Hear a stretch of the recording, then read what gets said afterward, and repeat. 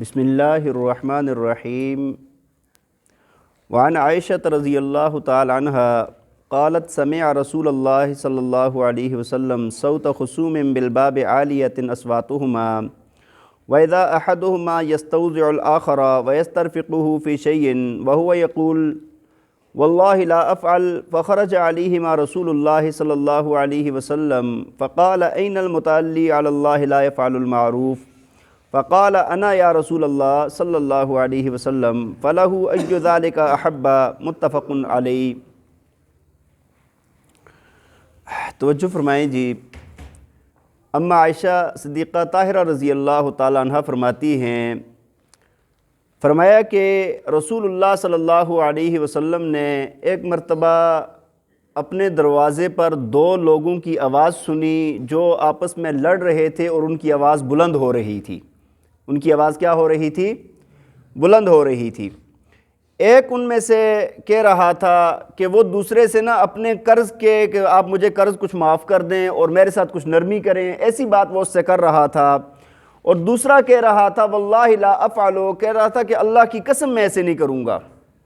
اور رسول اللہ صلی اللہ علیہ وسلم نے جب یہ بات سنی تو فرمایا کہ آپ باہر آئے اور آ کر کہنے لگے، فرمایا کہ این المتعلی، فرمایا وہ بندہ کدھر ہے جو قسمیں کھا رہا ہے کہ میں نیکی کا کام نہیں کروں گا، میں نیکی کا کام۔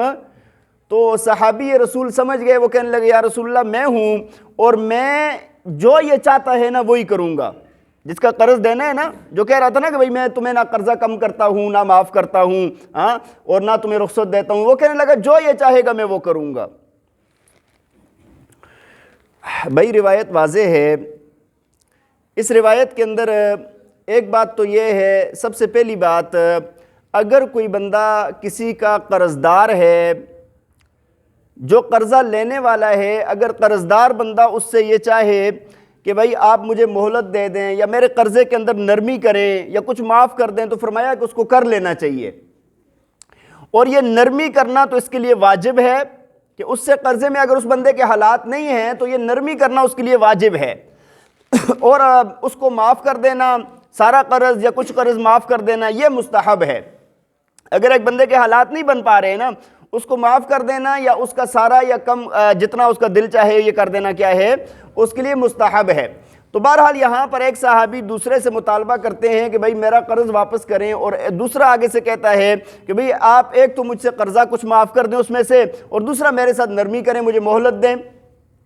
تو وہ دوسرے کہہ رہے ہیں کہ واللہ افعل، فرمایا واللہ افعل، فرمایا کہ اللہ کی قسم میں ایسے نہیں کروں گا، یعنی میں نہ تمہیں قرض معاف کرتا ہوں نہ ہی تمہیں رخصت دیتا ہوں۔